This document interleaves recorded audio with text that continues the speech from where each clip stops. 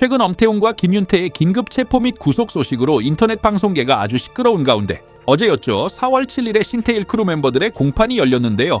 저희 채널 시청자분들 중에서도 신태일 크루의 재판이 도대체 어떻게 진행되고 있는지 궁금하다며 근황을 전해달라는 분들이 계셔서 오늘 이렇게 관련 소식을 정리해서 가져와 봤습니다.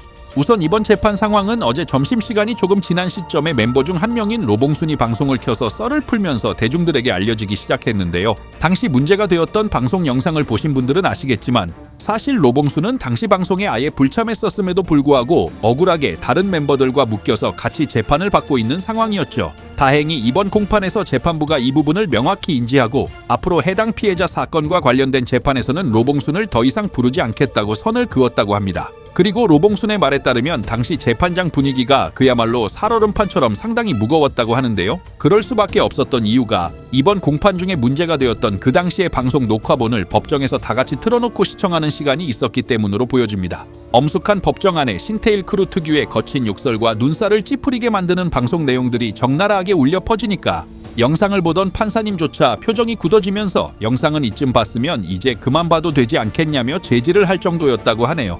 아무래도 엄숙하고 진지해야 할 법정에서 그런 저급한 분위기의 영상이 틀어지는 것 자체가 재판부 입장에서는 상당히 불쾌하게 느껴졌을 테고 이로 인해 전체적인 재판 분위기가 아주 무겁고 싸늘하게 흘러갔던 게 아닐까 싶은데요. 이런 숨막히는 분위기 탓인지 함께 재판을 받던 멤버 이수리는 얼굴이 하얗게 질렸었다고 합니다. 아마도 판사님의 굳은 표정을 보면서 본인이 실제로 구속될 수도 있다는 엄청난 압박감과 두려움이 엄습해오면서 순간적으로 공황 상태가 왔던 것은 아닌가 추측해 볼 수 있겠죠. 또한 지난 재판부터 멤버 중 한 명이 끝까지 무죄를 주장하는 바람에 재판 일정이 예상보다 훨씬 더 길어지고 있다는 이야기가 돌았었는데요. 이번 근황을 전하는 방송에서 그 멤버가 정확히 누구라고 실명을 밝히지는 않았지만 여성 BJ 중 한 명이라는 사실은 분명하게 언급했습니다. 현재 피고인 신분으로 재판을 받고 있는 여성 멤버는 우아하시게, 태희, 로봉순 이렇게 셋인데 여기서 앞서 말씀드린 대로 로봉순을 제외하면 나머지 2명 중 1명이 현재 무죄를 강하게 주장하며 법리 다툼을 벌이고 있는 것으로 보여집니다. 그리고 다음 재판 일정은 5월 18일로 잡혀 있는데 여기서 아주 흥미로운 포인트가 하나 있습니다. 그동안 일반 법정에서만 진행되었던 재판이 다음 기일에는 규모가 훨씬 큰 대법정으로 옮겨서 진행된다고 하는데요.